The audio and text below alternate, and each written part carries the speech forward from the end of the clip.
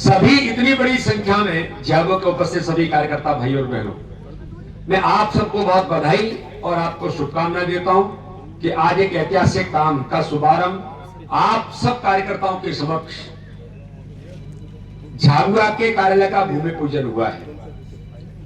माननीय मुख्यमंत्री जी आज प्रधानमंत्री से मिलने गए थे, इसलिए यहां नहीं पहुंचे, वो इसलिए उनको रुकना पड़ा। उन्होंने दिल्ली से ही हमें संबोधित किया। लेकिन आज का दिन भारतीय जनता पार्टी झाबुआ के लिए महत्वपूर्ण दिन है, क्योंकि झाबुआ का जो क्षेत्र है, झाबुआ के क्षेत्र में सामाजिक दृष्टि से और भारतीय जनता पार्टी के काम की दृष्टि से माननीय प्रधानमंत्री नरेंद्र मोदी जी के नेतृत्व में और हमारे गृह मंत्री जिन्होंने भारतीय जनता पार्टी के अध्यक्ष रहते दुनिया का सबसे बड़ा दल बनाने में जिन्होंने अथक मेहनत और परिश्रम पूरे देश के अंदर किया, ऐसे आदरणीय अमित शाह जी की यह कल्पना थी कि भारतीय जनता पार्टी का कार्यालय प्रत्येक जिले के अंदर बनना चाहिए। हम कार्यकर्ता आधारित संगठन है और एक कैडर बेस्ड ऑर्गेनाइजेशन मात्र कहने के लिए नहीं है। मंच पर आज ये नेतृत्व है, कल आप में से कोई आ जाएगा। तो भारतीय जनता पार्टी पद्धति पर काम करते हुए सतत प्रक्रिया में काम करने वाला संगठन है। व्यक्ति आएंगे, व्यक्ति जाएंगे, कोई सांसद बनेगा, कोई विधायक बनेगा, कोई मंत्री बनेगा, कोई अध्यक्ष बनेगा, लेकिन भारतीय जनता पार्टी का जो स्थायित्व है ये जिंदगी भर समाज में चरैवेती के मंत्र के साथ चलता रहेगा। इसलिए ये कार्यालय हम सबके लिए है। आज भानु जी हमारे जिले के अध्यक्ष हैं, लेकिन एक एक कार्यकर्ता की भूमिका, जो अभी हमारे संगठन महामंत्री जी कह रहे थे कि कार्यालय में एक एक कार्यकर्ता की भूमिका उसे लगना चाहिए कि इस कार्यालय का निर्माण कौन कर रहा है, तो इस कार्यालय का निर्माण मैं कर रहा हूं। मेरी भी इस कार्यालय के निर्माण में भूमिका है। तो आज जितने कार्यकर्ता यहां पर हैं, 20 हमारे मंडल हैं, 3 हमारी विधानसभाएं हैं और लगभग 1,27,000 कितनी संस्था हुई है, 1,27,000 के करीब अभी संगठन पर्व के सदस्यता के अभियान में हमारे कार्यकर्ता सदस्य बने हैं। मैं ये नहीं कहता कि कौन क्या देगा, 1 रुपया भी अगर कोई कार्यकर्ता देगा उसकी अपनी क्षमता के अनुरूप, तो उसका भी बड़ा योगदान इस कार्यालय के निर्माण में होगा। अभी प्रदेश के कार्यालय का निर्माण भी चल रहा है।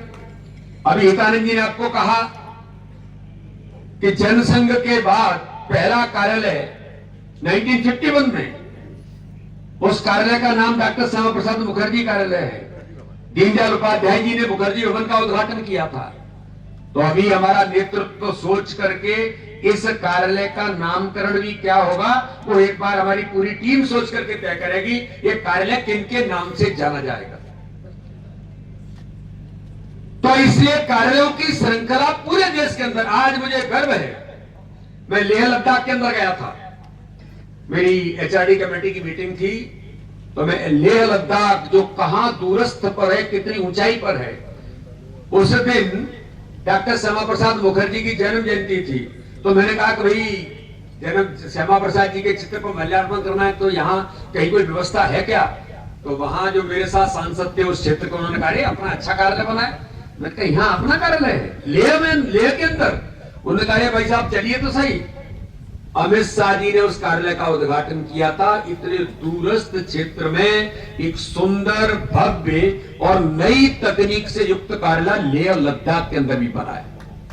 अब वहां कार्यालय बन सकता है, लेकिन झाबुआ कार्यालय नहीं था। अमित शाह जी ने मुझे, माननीय नड्डा जी ने बार बार ये पूछा कौन सा जिला बचा। तो आज मैं आप सभी कार्यकर्ताओं को इस बात के लिए बधाई और शुभकामना देता हूं कि ये कार्यालय का शुभारंभ होगा। परिपूर्ण काम के अनुरूप किन बातों की जरूरत है, हर प्रकार से काम का केंद्र बने। कार्यालय कोई आराम करने के लिए नहीं होता है, कार्यालय तो ऐसा होता है कि ये काम का केंद्र है।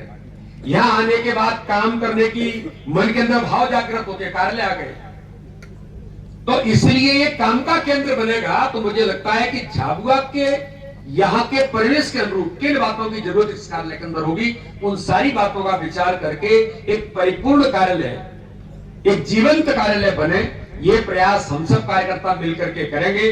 और मैं ऐसा मानता हूं कि आगामी आने वाले समय में जो दुनिया का सबसे बड़ा राजनीतिक दल भारतीय जनता पार्टी है, आज हमें इस बात को बताने में गर्व है कि आज भारतीय जनता पार्टी पंच सरपंच से लेकर के प्रधानमंत्री और राष्ट्रपति से लेकर ये भारतीय जनता पार्टी हो सकती है कि देश का राष्ट्रपति किसी जनजाति बहन को बनाकर दुनिया के अंदर इतिहास बनाता है।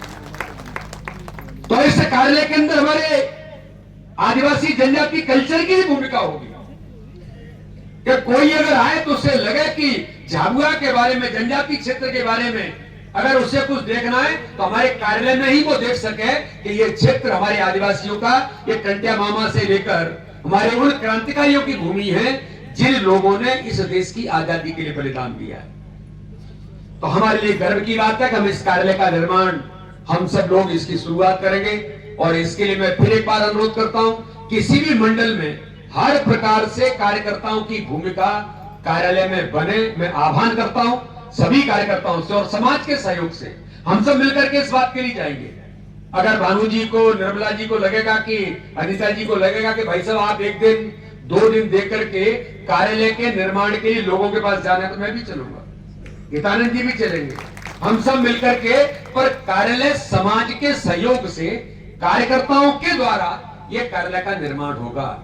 इसलिए भारतीय जनता पार्टी हमेशा ही कहती है कि यहां पर हम कैडर बेस कार्यकर्ता आधारित संगठन है, तो कार्यकर्ता आधारित ही कार्यालय बनने की जरूरत है।